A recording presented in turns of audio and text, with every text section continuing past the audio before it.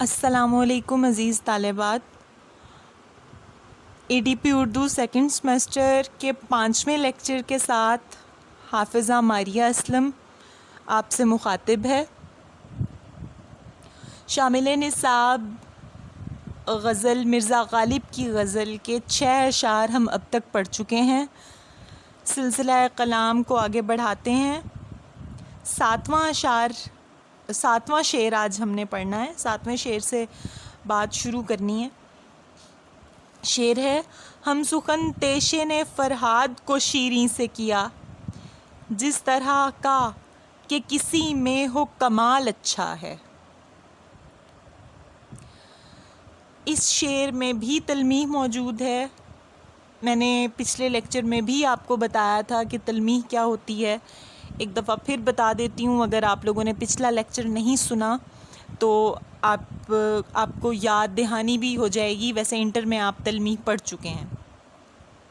نظم و نثر میں چند الفاظ کے ذریعے کسی مشہور شخصیت، کسی مشہور یا اہم واقعے یا قصے کی طرف اشارہ کرنا، کسی آیت یا حدیث کی طرف یوں اشارہ کرنا کہ پورا پس منظر جانے بغیر آپ کو شعر سمجھ میں نہ آئے، اسے تلمیح کہتے ہیں. پچھلے لیکچر میں بھی غالب کے ایک شعر میں تلمیح موجود تھی جب میں نے آپ کو تلمیح کی تعریف دوبارہ پڑھائی تھی. اب یہاں کیا تلمیح ہے؟ فرہاد اور شیریں کا قصہ بڑا مشہور عشقیہ قصہ ہے، مشہور عشقیہ داستان ہے، جسے یہاں غالب نے موضوع گفتگو، موضوع سخن بنایا ہے. شیریں اور فرہاد کی عشقیہ داستان کا تعلق ایران سے ہے. شیریں جو ہے وہ ایران کی ایک سلطنت کی شہزادی تھی. فرہاد شیریں پہ عاشق تھا، شیریں سے شادی کرنا چاہتا تھا.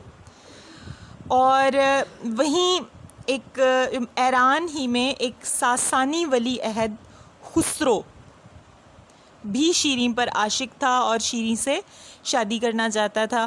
خسرو پہلے اپنی ریاست کا ولی عہد تھا، بعد میں بادشاہ بن گیا، اور بادشاہ بن جانے کے بعد حکومت بھی اس نے کی، اور اچانک اس کی حکومت پر برا وقت آیا. اس سے جو ہے وہ تخت و تاج چھین لیا گیا، تو اسے روم سے مدد لینا پڑی.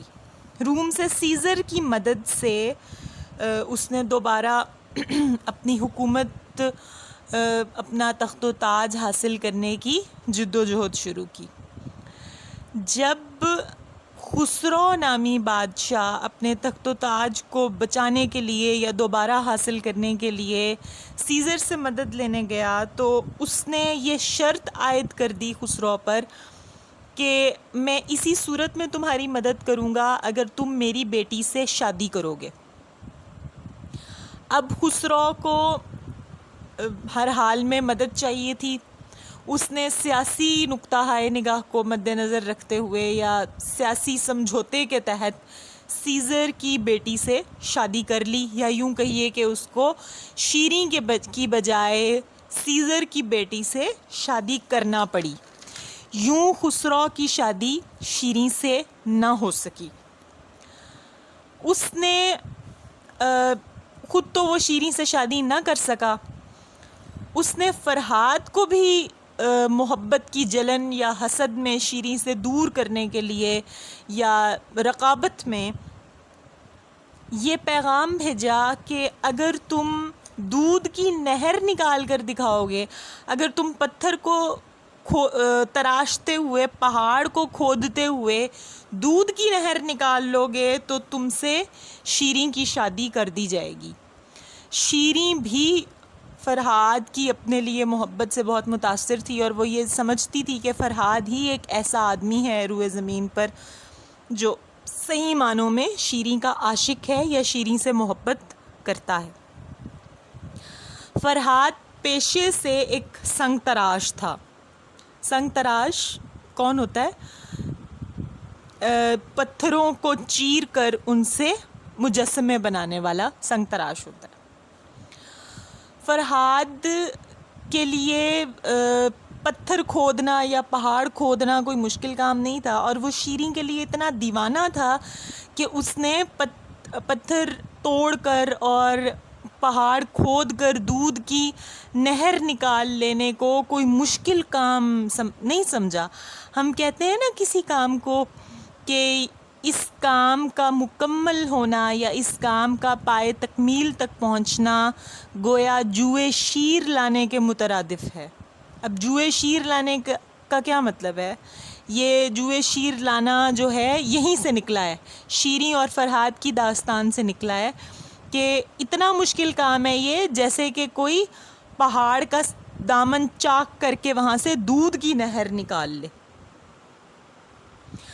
تو فرحاد نے خسرو کی بات کا مان رکھتے ہوئے، بھرم رکھتے ہوئے، اس پر یقین کرتے ہوئے اور شیریں کی محبت میں تیشہ ہاتھ میں اٹھایا۔ تیشہ ایک اوزار ہوتا ہے جس سے پتھر توڑا جاتا ہے، اور اپنے اس تیشے کے ذریعے اس نے دودھ کی نہر نکالنے کی جد و جہد شروع کر دی۔ فرحاد نے اس دیوانگی سے دن رات کام کیا کہ اس کو دیکھنے والوں کو یہ لگتا تھا کہ یہ آدمی ایک نہ ایک دن واقعتاً پہاڑ سے دودھ کی نہر نکال دے گا، اور اگر یہ خود دودھ کی نہر نہ نکال سکا تو اس کی محبت، اس کی شیریں کے لیے جو ہے اس کے عشق کو اور اس کی دیوانگی کو دیکھتے ہوئے عین ممکن ہے کہ قدرت اس کی یوں مدد کر دے کہ اللہ کی طرف سے پہاڑ میں سے دودھ کی نہر جاری ہو جائے۔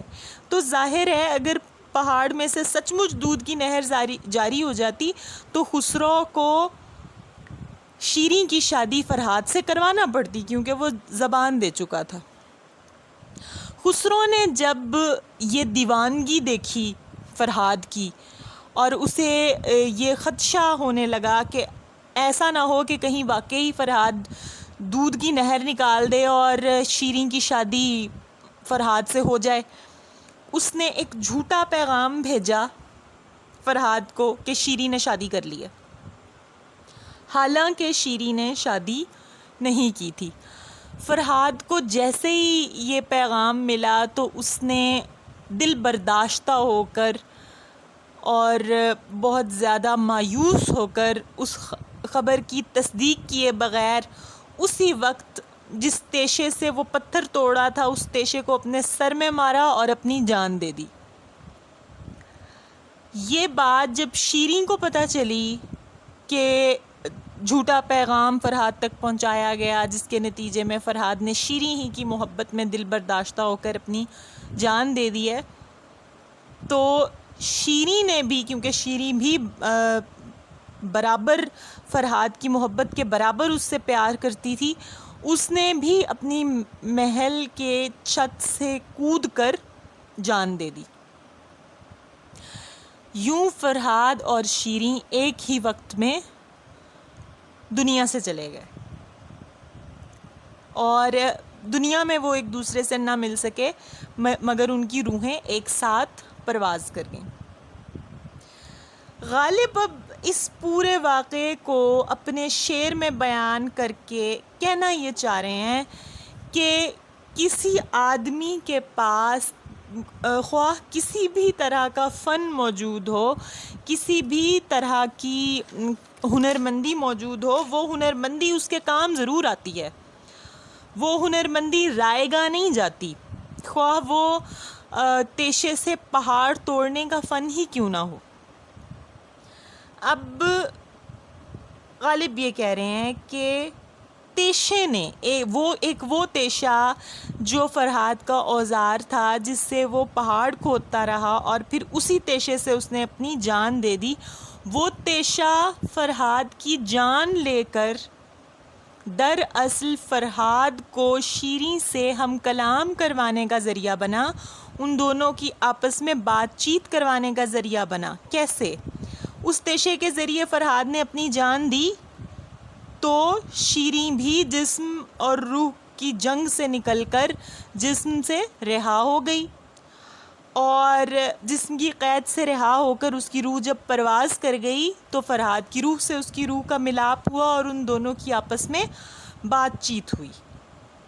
تو یہ جو سارا کمال ہے، اس کمال کو سر انجام دینے کا صحرا غالب اس تیشے کے سر ڈال رہے ہیں جو فرہاد کا اوزار تھا.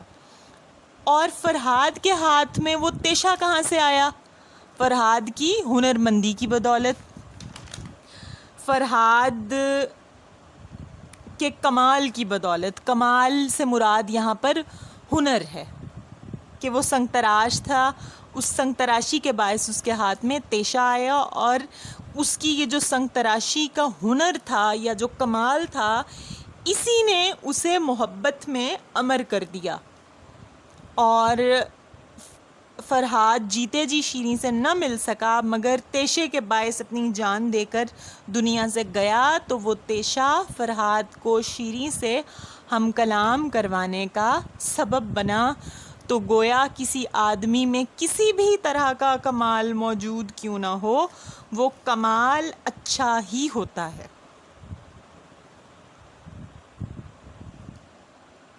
اگلا شعر ہے: قطرہ دریا میں جو مل جائے تو دریا ہو جائے. کام اچھا ہے وہ جس کا مآل اچھا ہے. مآل کہتے ہیں نتیجے یا انجام کو،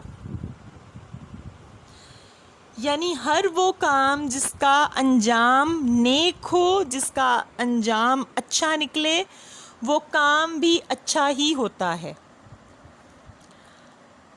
قطرہ جو ہے وہ اپنی ذات میں ایک قطرہ کوئی اوقات نہیں رکھتا، کوئی وقت نہیں رکھتا، لیکن وہی قطرہ جب اپنے آپ کو ختم کر کے، اپنی ہستی کو مٹا کر دریا میں مل جاتا ہے تو وہ دریا کا حصہ بن جاتا ہے. اسی طرح بہت سارے قطرے مل کر ایک دریا کو جنم دیتے ہیں. تو یوں ایک حقیر سے قطرے کی موجودگی کا انجام بڑا اچھا ٹھہرتا ہے کہ وہ سب قطرے مل کر دریا بنا دیتے ہیں. اگر ایک قطرہ یہ سوچ لے کہ میں اپنے آپ میں، اپنی ہستی ہی میں موجود ٹھیک ہوں، جتنی میری زندگی یا میری ہستی موجود ہے اسی میں مجھے آسودگی میسر آئے گی، مجھے کسی دریا میں ملنے کی کوئی ضرورت نہیں ہے، تو اس قطرے کی کوئی حیثیت باقی نہ بچے. لیکن اگر وہی قطرہ اپنے آپ کو مٹا دینے کا حوصلہ رکھ کر دریا میں مل جانے کا ظرف پیدا کر لے، تو وہ قطرہ قطرہ نہ رہے بلکہ دریا بن جائے، دریا کا حصہ بن جائے. اب اس سے ایک پہلو یہ بھی نکالا جا سکتا ہے کہ یکجہتی میں برکت ہے، اور لوگ ایک ایک فرد کی حیثیت سے الگ الگ رہیں گے تو وہ ایک قطرے کی مانند ہوں گے، یکجا ہو جائیں گے تو ان کی مثال ایک ایسے دریا کی سی ہو جائے گی جس کے قطروں کو کوئی آپس میں ایک دوسرے سے جدا نہیں کر سکتا. اور اگر کوئی کسی دریا میں سے 2-4 قطروں کو نکال بھی دے گا تو دریا کی وسعت میں کوئی فرق نہیں آئے گا، دریا کی حیثیت میں کوئی فرق نہیں آئے گا. لیکن 2-4 قطرے الگ رہیں گے اور دریا میں شامل نہیں ہوں گے تو قطروں کی حیثیت یا قطروں کی وقت اور اوقات میں یا ان کی زندگی کی موجودگی میں فرق ضرور پڑے گا. اس شعر کا سب سے اہم پہلو یہ ہے کہ صوفیاء کرام نے یا اولیاء کرام نے خاص طور پہ جو وجودی تصور یا وجودی فکر کے حامل صوفیاء کرام ہیں، ان کا یہ کہنا ہے کہ آدمی ایک انسان قطرے کی مانند ہے، آدمی کی مثال ایک قطرے کی سی ہے، اور اللہ تعالیٰ کی جو ذات ہے وہ ایک سمندر ہے. اور چونکہ آدمی امر ربی ہے، اللہ کے نور کی بوند سے تخلیق کیا ہوا انسان ہے، تو آدمی اگر اپنی ہستی کو، اپنی انا کو اور اپنے نفس کو مٹا کر اپنے آپ کو قرب الہی میں شامل کر لے، رضائے الہی میں شامل کر کے سراپا معرفت الہی بن جائے، یعنی معرفت الہی کو پالے اور اپنے آپ کو اللہ کی ذات تک پہنچنے کا اللہ کی ذات تک پہنچنے کی آرزو میں مستغرق کر لے، اسی آرزو میں جیے اور اسی آرزو میں مر جائے کہ اسے اللہ کریم کی ذات میں جا کر ملنا ہے، اس کی اصل وہی ہے، تو پھر وہ آدمی قطرہ نہیں رہتا بلکہ دریا بن جاتا ہے۔ انسان جب ابدی سمندر میں مل جائے گا تو اس کی حیثیت بھی سمندر کی سی ہو جائے گی، یعنی ایک آدمی اگر زندگی بھر اسی تلاش میں سرگرداں رہے کہ اس کو اس کا رب مل جائے اور وہ اپنے رب کی رضا میں شامل ہو جائے، اپنے رب کے لیے جیے اور رب کے لیے مرے، اور یوں کہ مرنے کے بعد جب وہ اپنے رب تک پہنچے تو اس کا رب اس بندے کو اپنی ذات کا حصہ قرار دے لے۔ کیسے؟ کہ آدمی کی جو روح ہے وہ اللہ تعالیٰ کا امر ہے۔ جب آدمی مر جاتا ہے تو جسم دنیا میں رہ جاتے ہیں، اللہ کے پاس تو آدمی کی روح جاتی ہے، تو وہ اللہ کی روح جو آدمی کی روح ہے، انسان کی روح ہے، وہ جا کر اللہ کی ذات کے ساتھ ملے گی، اس کو اس کے اصل کا دیدار اور وصل نصیب ہوگا، تو قطرہ جو ہے یعنی جو آدمی ہے وہ سمندر بن جائے گا، وہ بے وقت بے اوقات نہیں رہے گا۔ خضر سلطان کو رکھے خالق اکبر سرسبز، شاہ کے باغ میں یہ تازہ نہال اچھا ہے۔ خضر سلطان بہادر شاہ ظفر کا بیٹا ہے۔ بہادر شاہ ظفر کے دربار سے وابستہ تھے مرزا غالب، اور ان کے بیٹے خضر سلطان کی پیدائش پر مرزا غالب نے یہ شعر کہا تھا۔ خالق اکبر سے کیا مراد ہے؟ سب سے پہلے تو یہ جان لیجئے کہ اکبر سے مراد یہاں پر اللہ تعالیٰ نہیں ہے، یہاں پہ خالق سے مراد اللہ تعالیٰ ہے، اور خالق اکبر سے مراد ہے اکبر کا خالق۔ تو اکبر کون ہے؟ اکبر سے مراد ہے یہاں اکبر شاہ ثانی۔ اکبر شاہ ثانی بہادر شاہ ظفر کے والد تھے، ٹھیک ہے۔ خضر سلطان کو رکھے خالق اکبر سرسبز، یعنی اکبر شاہ ثانی کا جو پوتا ہے خضر سلطان، اسے اکبر شاہ ثانی کا خالق حقیقی یعنی اللہ رب العزت سرسبز و شاداب رکھے، خوش و خرم رکھے، دائم آباد رکھے۔ شاہ کے باغ میں یہ تازہ نہال اچھا ہے۔ نہال سے مراد ہوتا ہے پودا۔ شاہ کے باغ سے مراد یہاں شاہ کا لگایا ہوا کوئی پیڑ پودوں کا باغیچہ نہیں، بلکہ شاہ کے باغ سے مراد شاہ کا خاندان ہے، شاہ کی آل اولاد ہے۔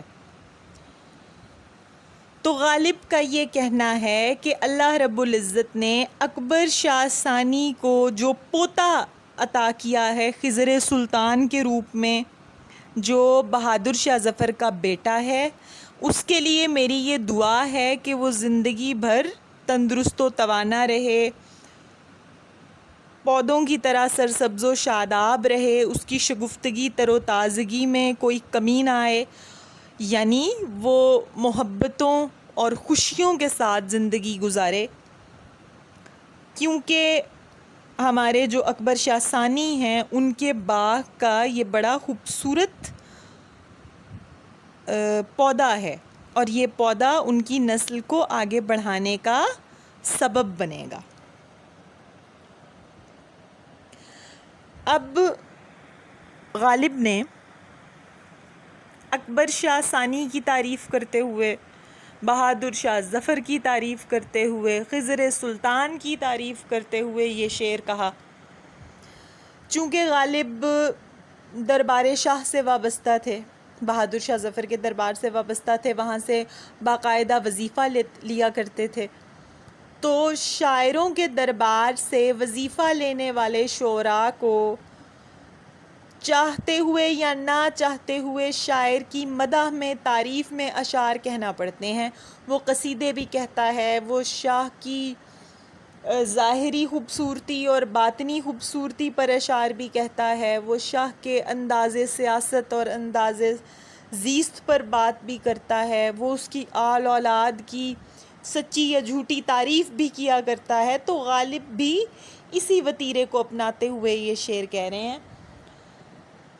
یہ جو بہادر شاہ ظفر کے بیٹے خضر سلطان کا یہاں ذکر ہے، میں آپ کو بتاتی چلوں کہ بہادر شاہ ظفر کے 2 بیٹے تھے، خضر سلطان اور مرزا فخرو، اور بہادر شاہ ظفر کے یہ دونوں بیٹے مرزا غالب کے شاگرد بھی رہے۔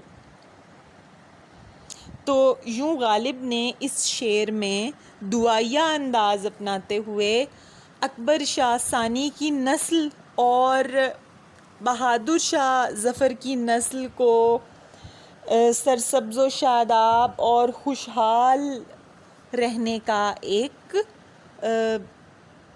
کی ایک دعا دی ہے۔ آخری شعر کی طرف بڑھتے ہیں۔ اس غزل کا آخری شعر جسے ہم مقطع کہیں گے۔ مقطع کیوں کہیں گے، آخری شعر کیوں نہیں کہیں گے؟ میں نے آپ کو بتانے کے لیے کہ غزل ختم ہو رہی ہے اس کو آخری شعر کہہ دیا، ویسے یہ کیا ہے؟ مقطع۔ کیونکہ غالب نے اس میں اپنا تخلص استعمال کیا تو ہم اس کو مقطع کہیں گے۔ ہم کو معلوم ہے جنت کی حقیقت، لیکن دل کے خوش رکھنے کو غالب یہ خیال اچھا ہے۔ عموماً اس طرح کے شعر کو خدا نخواستہ کفریہ انداز کہا جاتا ہے، مگر آپ سب جانتے ہیں کہ مرزا غالب ایک سچے مسلمان تھے۔ اپنے اعتقادات کے حوالے سے وہ باقاعدہ مسلمان تھے۔ تو غالب نے اس شعر میں شکوہ کناں ہونے کا انداز بھی اپنایا، ایک طنز کا رویہ بھی اپنایا، اور اس میں ایک ہلکا سا مزاح کا پہلو بھی چھلکتا ہے۔ اور ایک بڑا شاعر جو دراصل صحیح معنوں میں خداوند قدوس کی شان اور جنت اور دوزخ کے فلسفے کو سمجھتا ہو، اس سے آگاہی رکھتا ہو، وہی اس طرح کا شعر کہہ سکتا ہے۔ عام آدمی کے بس کی بات نہیں ہے اس طرح کا شعر کہنا۔ اب وہ کہہ رہے ہیں کہ یہ جو ہمیں جا بجا آیتیں حدیثیں سنا کر یا مختلف واعظ و نصیحت کر کے یا درس دے کر تبلیغ کر کے جنت کی حقیقت بتائی جاتی ہے نا، میں اس جنت کی حقیقت سے بہت اچھی طرح واقف ہوں۔ مجھے پتہ ہے کہ جنت میں کیا ساز و سامان، کیا نعمتیں ہمیں میسر ہوں گی، اور ان نعمتوں تک رسائی پانے کے لیے، ان کو حاصل کرنے کے لیے مجھے کیا کیا جتن کرنا پڑیں گے، اور دنیا میں کس طریقے سے زندگی گزارنا پڑے گی۔ ظاہر ہے کہ آپ اللہ کی مرضی کے مطابق زندگی گزاریں گے تو آپ کو مرنے کے بعد اپنی مرضی کے مطابق زندگی ملے گی۔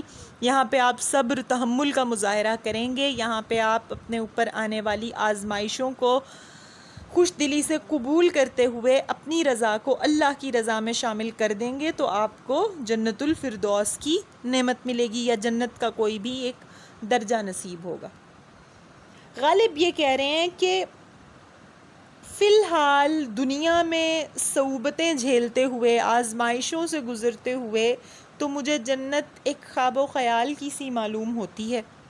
مجھے ایسا لگتا ہے کہ جنت کا خیال بس دل کے خوش رکھنے کو ہے، یعنی یہ ایک ایسا خیال ہے جو بس دل کے خوش رکھنے کے لیے تو ٹھیک ہے، ورنہ تو کئی سال اور کئی 100 سال گزر جائیں گے مجھے جنت تک پہنچنے کے لیے۔ اس میں ایک طنز، ایک معنوی گہرائی میں چھپا ہوا ہلکا سا مذاق موجود ہے، لیکن شعر اپنی حقیقت کے لحاظ سے کوئی خدا نخواستہ کفریہ شعر نہیں ہے۔